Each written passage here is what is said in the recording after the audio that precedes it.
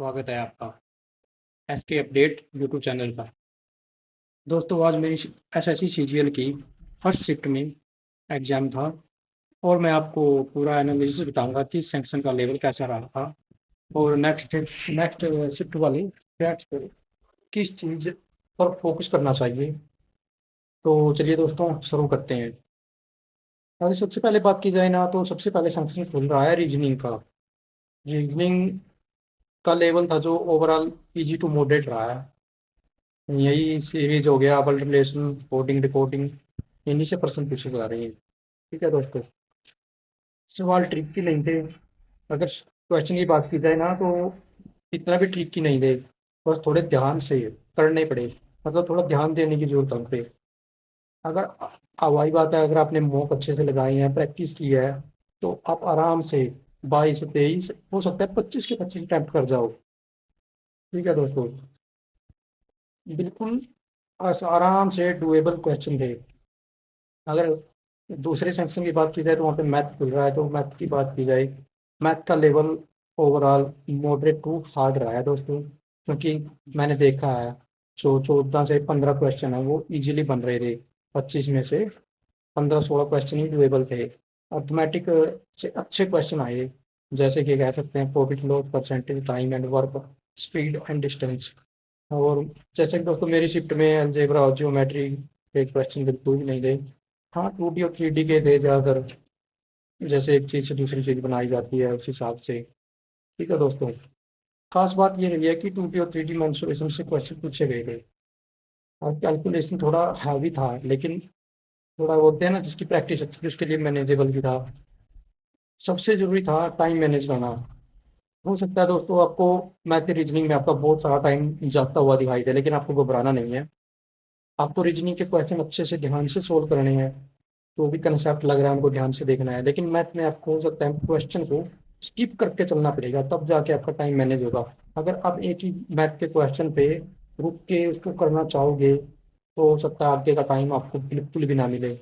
आगे तो जो भी क्वेश्चन है सोल्व करने के लिए स्किप कर करके चलिए।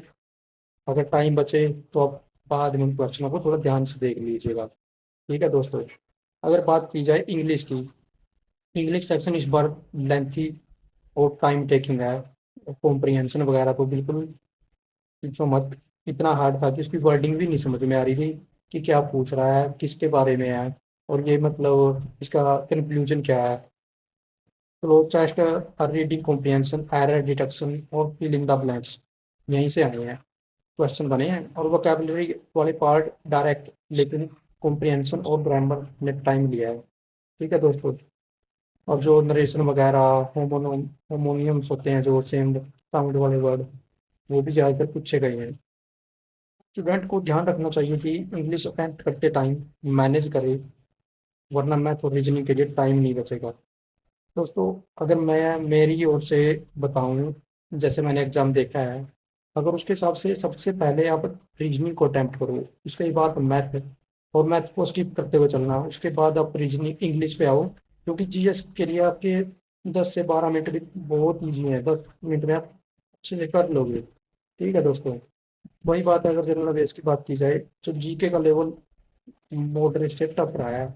क्योंकि हर एक क्वेश्चन स्टेटमेंट वाइज था। जैसे हमारी रीजनिंग होती है ना, रीजनिंग में जैसे कथन निष्कर्ष होता है, कथन दे दिया जाता है, उसके बारे में कंक्लूजन, उसके नेगेटिव पॉजिटिव पॉइंट पूछे जाते हैं, इसी हिसाब से जीएस में पूछे गए हैं। आर्टिकल वगैरह के बारे में, पॉलिटिकल में, करंट में, और स्टैटिक्स का तो कुछ पता ही नहीं चल रहा कहाँ से स्टैटिक आ रही है। ठीक है दोस्तों, स्टैटिक जी के ने पेपर को भी थोड़ा हार्ड और टफ बनाया है।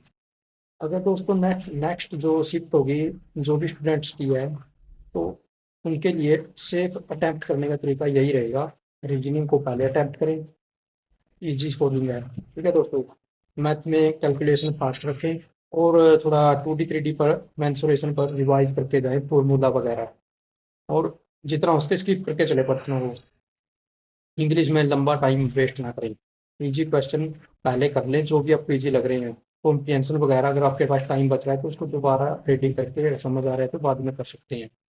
ओवरऑल टाइम मैनेजमेंट सबसे बड़ा की फैक्टर है दोस्तों। ठीक है, अगर तो दोस्तों अगर मैं इसको फुल कंक्लूजन की बात की जाए तो SSC exam review overall paper का लेवल मतलब मॉडरेट टू हार्ड था।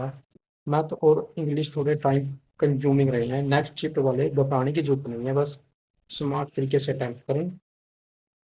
अगर ये वीडियो आपको हेल्पफुल लगी हो, लाइक करें, शेयर करें और सब्सक्राइब जरूर करें। दोस्तों, ऑल द बेस्ट।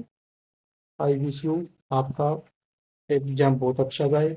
बस एग्जाम में बैठ के घबराने की जरूरत नहीं है, अपने माइंड को एकदम शांत रखना और अच्छे से अटेम्प्ट करना। ठीक है दोस्तों, आपका एग्जाम बहुत अच्छा जाएगा। धन्यवाद। जय हिंद।